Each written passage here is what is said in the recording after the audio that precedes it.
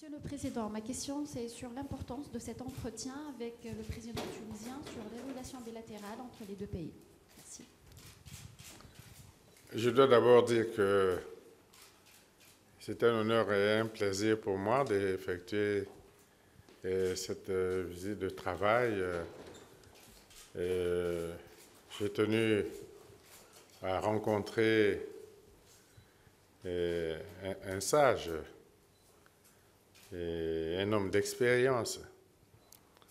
Et à la veille de ce sommet de l'Union africaine, sommet au cours duquel nous allons aborder toutes les questions qui se présentent à l'Afrique comme des défis, et des questions de paix, de sécurité, de stabilité et de développement. Et je viens donc d'avoir avec mon ami le président Béji un entretien très important. Et il m'a fait l'honneur de visiter le bureau des pères fondateurs Bourguiba. Et c'est avec une grande émotion que j'ai pu visiter le bureau du président Bourguiba. Et quant aux relations entre nos deux pays, elles sont très bonnes. Et hier, c'est avec une grande émotion que j'ai rencontré la jeunesse congolaise à l'aéroport. Nous savons qu'il y a près de 1200 jeunes congolais, pour la plupart des étudiants qui sont ici. Et je les ai vus en très bonne santé et très enthousiastes. Le système éducatif ici en Tunisie est très bon. Donc c'est déjà un point d'ancrage important des relations entre nos deux pays, la formation de la jeunesse, donc l'avenir. 1200 jeunes qui étudient ici. Nous avons les accords de coopération avec la Tunisie dans tous les domaines. Et il n'y a pas longtemps, grâce à l'expertise de la Tunisie, nous avons pu mettre en place la Banque de l'Habitat au Congo.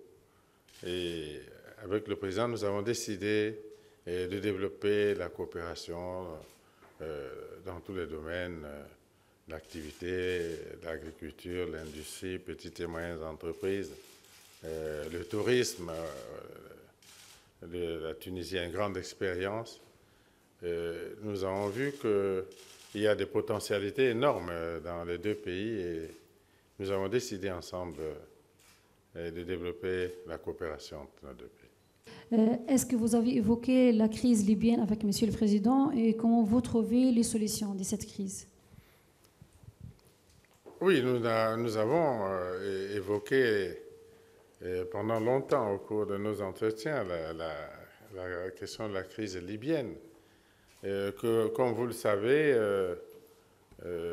nous avons été au cœur de cette crise à ses débuts. Nous avons été membres du comité et des 5 chefs d'État africains qui s'étaient penchés au nom de l'Union africaine sur cette crise. Et il y avait le chef d'État de l'Ouganda, le chef d'État de Mauritanie, le chef d'État du Mali, le chef d'État d'Afrique du Sud et votre modeste serviteur, chef d'État du Congo. Je pense que nous avons été les derniers chefs d'État à avoir une discussion de près de 4 heures avec le président Kadhafi, paix à son âme. Nous nous sommes rendus à Tripoli et à Benghazi. Et à l'époque, nous avions proposé une solution de l'Union africaine et qui n'avait malheureusement pas été mise en œuvre. Et nous constatons qu'aujourd'hui, la Libye est un désastre. Il faut appeler les choses par leur nom, dans une situation de non-État.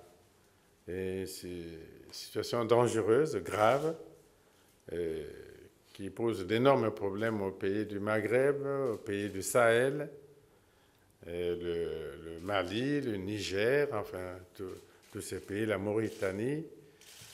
Et si on met à côté la grave question de Boko Haram au Nigeria, au Cameroun, au Tchad, et la grave crise en République centrafricaine, vous voyez quel enchaînement.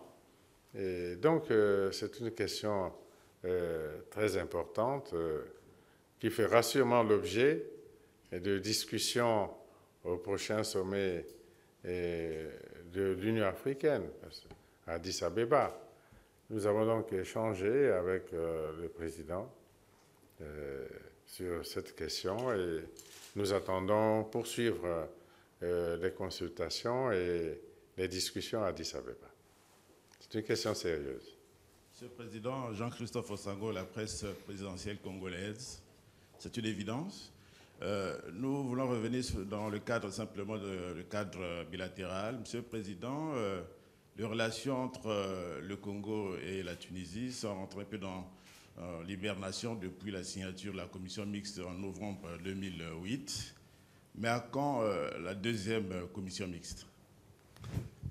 Bon, je crois qu'elle va se tenir hibernation. Non, je dis tout à l'heure que les relations, malgré tout, sont en plein développement. J'ai cité quelques exemples. Il y a eu commission mixte ici. Je pense que lorsque le gouvernement tunisien sera mis en place, il est en train de se former, et il y aura sûrement la tenue à Brazzaville de la commission mixte pour donner un élan supplémentaire à cette coopération entre nos deux pays, en tous les cas avec le président. Nous avons évoqué ce sujet-là et nous donnerons l'impulsion qui convient. De l'agence turque Anadolu. Monsieur le Président, vous êtes le médiateur de la crise centrafricaine. Peut-on espérer à une résolution de ce conflit intercommunautaire en 2015? Puis, quelle appréciation faites-vous des préparatifs des élections présidentielles congolaises en 2015? Pardon. Oui, c'est un problème préoccupant et la crise en République centrafricaine. Et comme vous le savez, la communauté internationale s'est mobilisée pour chercher des solutions à cette crise. D'abord, c'était l'Union africaine qui avait déployé près de 6 000 hommes en République centrafricaine, et puis les Nations unies maintenant. La communauté internationale donc mobilise toutes ses possibilités pour trouver la solution au problème de la République centrafricaine. Aujourd'hui, nous avions tenté d'obtenir à Brazzaville un accord de cessation des hostilités.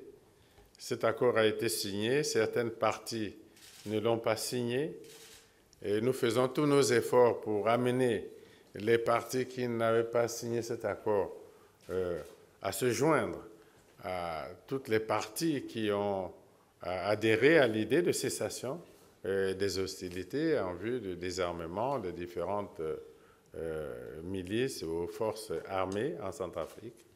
En même temps, il est lancé l'idée d'un forum de réconciliation nationale et de paix en République centrafricaine. Et ce forum doit se dérouler en 2 étapes. Une première étape, c'est les consultations au niveau de la base, c'est-à-dire des préfectures. Ces consultations ont démarré lundi dernier et vont se poursuivre dans les préfectures. Puis, nous tiendrons un forum national à Bangui et nous espérons atteindre l'objectif de réconciliation nationale et de paix à travers ce forum. Nous pensons que d'ici février, mars au plus tard, nous pourrons tenir ce forum de réconciliation nationale de paix en République centrafricaine. Et nous avons, avec l'accord de la communauté internationale, décidé de proroger le mandat des autorités de transition de 6 mois, parce qu'en principe, la transition devait prendre fin en février dernier. Non, en février, là, prochainement. Mais il n'y a pas eu d'élection, donc nous décidons de proroger le mandat de la transition de 6 mois jusqu'au mois d'août. On espère qu'après le forum de Bangui, et si nous obtenons, comme nous l'espérons, le soutien de la communauté internationale, nous pourrions organiser les élections d'ici le mois d'août et peut-être espérer voir la République centrafricaine reprendre sa place au sein de la communauté des nations comme un pays organisé avec des institutions démocratiquement acceptées par le peuple. Merci.